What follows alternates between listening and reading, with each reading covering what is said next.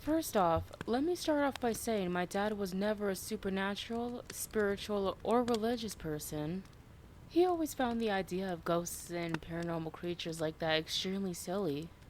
Whenever I was a kid and would come to him asking to check for a monster under the bed, he simply told me there was no such thing as monsters and that the whole concept was goofy. He would reluctantly check under the bed or in the closet and then go back to bed. With that being said, he recently died in what the officer said was a bear attack. He was 56 years old. Since I was his only child, and my mom died in childbirth and he never remarried, I was the only person who got any of his stuff, such as his house, the ranch he had before he died, his money, and possessions. There's a lot of strange things in his diary, and now I'm afraid they're happening to me. This is what was in his diary.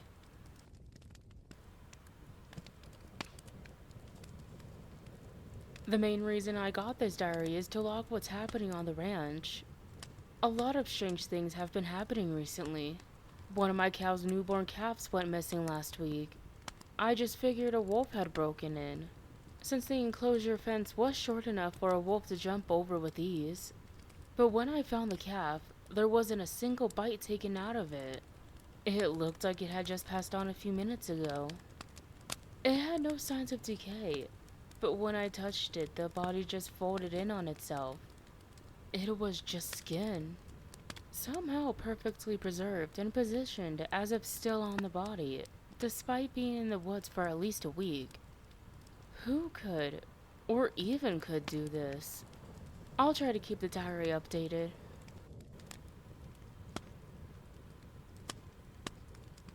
I found some of the chickens, about 8 of them. They were completely skinless.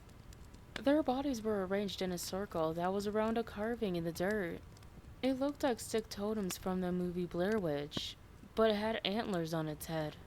It had a stone in the middle of it with a strange rune carved into it. Who is doing this? Is this an elaborate prank for just some bored high schoolers? I'll have to get some cameras and set them around the property to see who's doing this.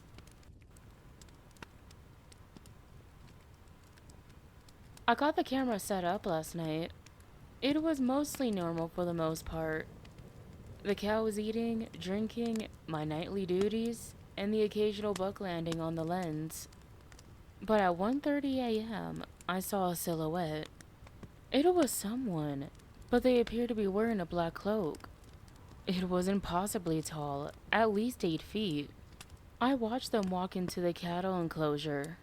The person then raises one of their hands in the air and starts swaying it. One of the cows started walking over to the person, its head thrashing as if something was upsetting it. This large figure placed their hand on the cow's head. The cow started violently shaking as it started foaming from the mouth. A dark liquid would come out, which I'm guessing is blood, since I found a pool of it in the enclosure once the sun came up. In my camera's tape, I watched the mysterious liquid start pouring from the cow's eyes, ears, mouth, and nose.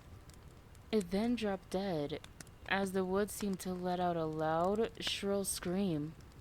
It sounded like a wolf's howl and a man screaming in pain.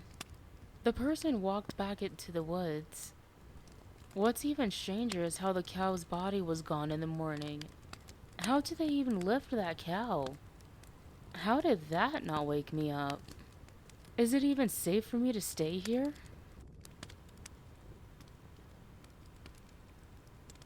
I was looking at the cameras this morning. Everything has been very normal through the past few weeks, ever since the cloaked person.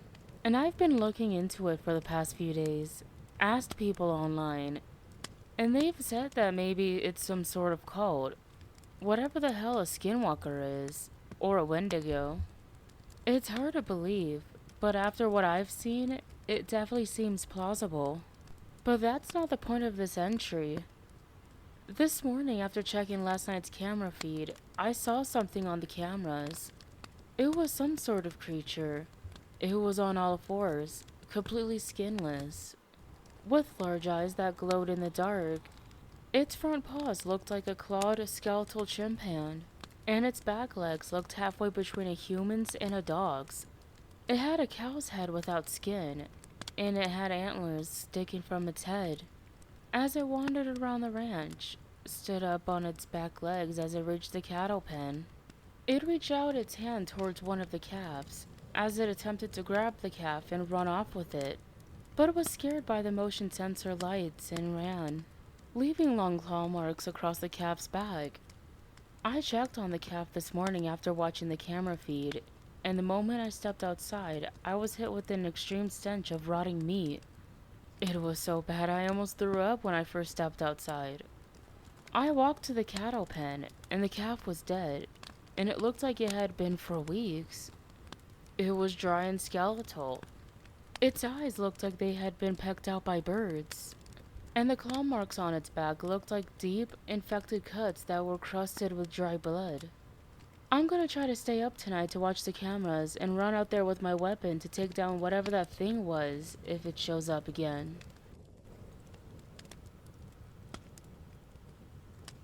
Last night I saw that thing on the cameras, trying to take another calf, so I ran out there with my weapon.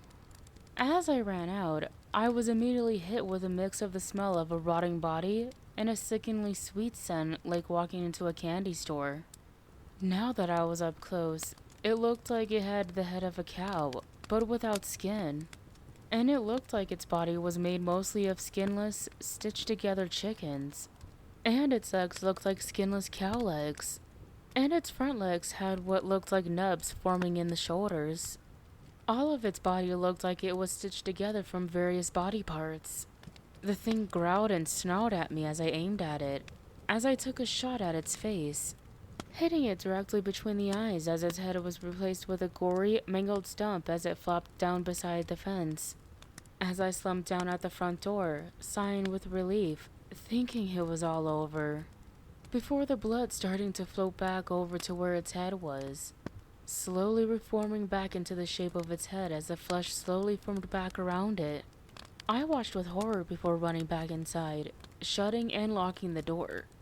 As soon as I heard it banging on the door and screaming, I tried to run for the phone, but before I could even reach it, its hand shattered through the window and grabbed the phone and broke it, as if knowing that was the only way I could call for help. As I then heard my wife's voice calling for me, but there was a slight animalistic growl in her voice, as I knew it was that thing. As I ran to the bathroom, shutting and locking the door behind me, I heard it crash through the living room window, running around as its claws clicked on the floor, looking for me as it called for me in my wife's voice, as I eventually fell asleep on the bathroom floor. I can't run. I need to find a way to kill this thing, if there even is a way to.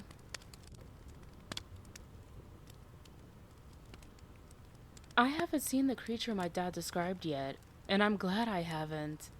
I think I'll end this part here. I'm copying this all down from my father's diary in the middle of the night. I just saw the motion lights turn on outside, and the dog started barking at something outside. I'm praying it's not whatever that thing was that my dad described. I'm gonna try and go to sleep in the bathroom tonight with the weapon and my dog, Gerald.